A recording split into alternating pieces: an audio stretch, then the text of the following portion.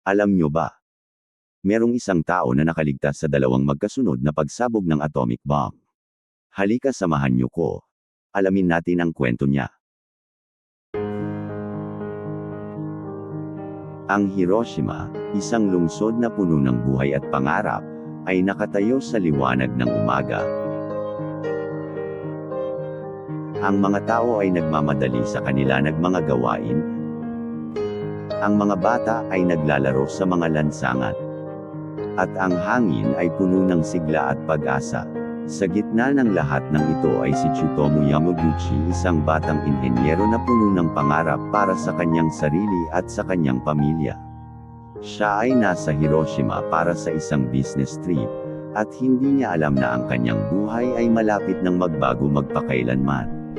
Si Yamaguchi na lumaki sa isang panahon ng kaguluhan sa mundo ay nakasaksi sa pag-angat ng digmaan.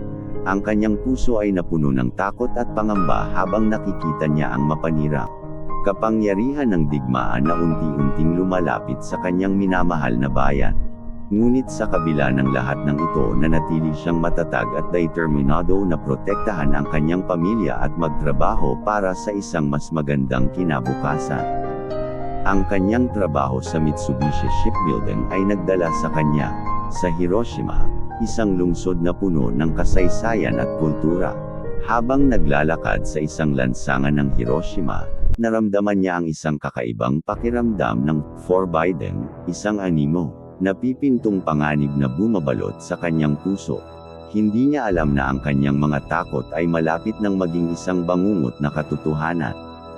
August 6, 1945, isang araw na magpakailanman na nakaukit sa mga analis at kasaysayan. Ang araw nagsimula ng normal sa Hiroshima, ngunit sa isang iglap, ang lahat ay nagbago. Isang nakabibinging pagsabog ang yumanig sa lupa, isang nakakasilaw na liwanag ang nagpuno sa kalangitan, at ang isang kabute ng usok at apoy tumaas sa itaas ng lungsod. Si Yamaguchi ay naglalak patungo sa kanyang opisina nang maramdaman niya ang nakakapasong init ng pagsabog. Sa isang iglap, siya ay tumilapon sa ere at nawala ng malay.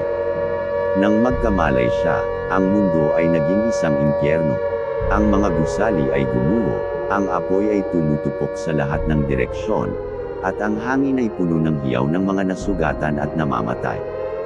Nalilito at sugatan, si Yamaguchi ay nagpumilit makatayo.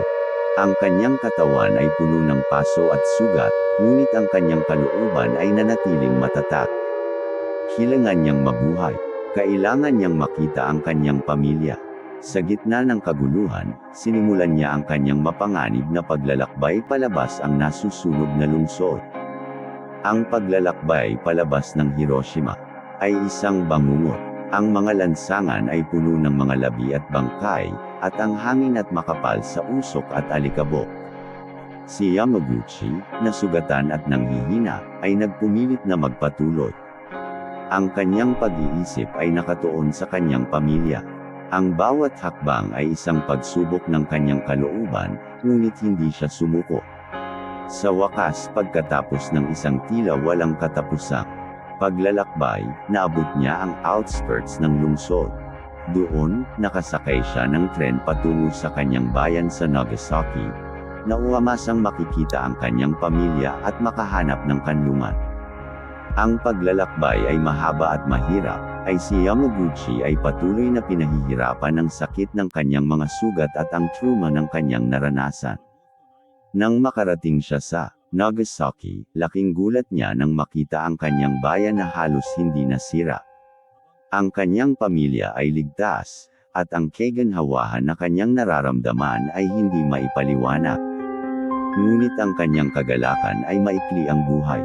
Ang bangungot ay hindi pa tapos.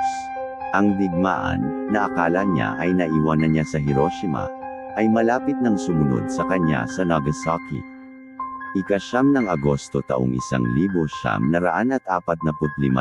araw lamang matapos ang pagbomba sa Hiroshima, si Yamaguchi ay bumalik sa trabaho sa Nagasaki. Habang ikinukwento niya ang kanyang karanasan sa kanyang mga kasamahan, isang nakabibinging pagsabog ang muling yumanig sa lupa. Ang langit ay napuno ng isang nakakasilaw na liwanag, at ang isang pamilyar na kabute ng usok at apoy ay tumaas sa malayo. Sa sandaling iyon, napagtanto ni Yamaguchi na siya ay nakaligtas sa kanyang ikalawang atomic bombing. Ang pakiramdam ng disbelief at horror ay bumahas sa kanya. Paano maaaring mangyari ito? Bakit siya, sa lahat ng tao, ay kailangang magdusa sa ganitong kalupitan ng 2 beses? Sa kabila ng kanyang mga sugat at trauma, si Yamaguchi ay muling nagpumilit na mabuhay. Hinahanap niya ang kanyang pamilya, at sa kabutihang palad, natagpuan niya silang ligtas. Ngunit ang mundo sa kanilang paligid ay nasa kaguluhan.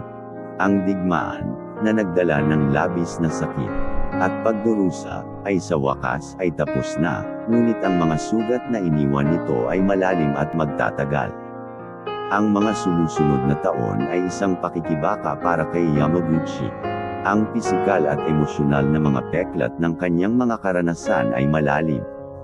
Siya ay nagdusa mula sa radiation sickness, pagkawala ng pandinig, at iba pang mga karamdaman. Ngunit sa kabila ng lahat na ito, nanatili siya nagdeterminado na mabuhay ng isang makabuluhang buhay.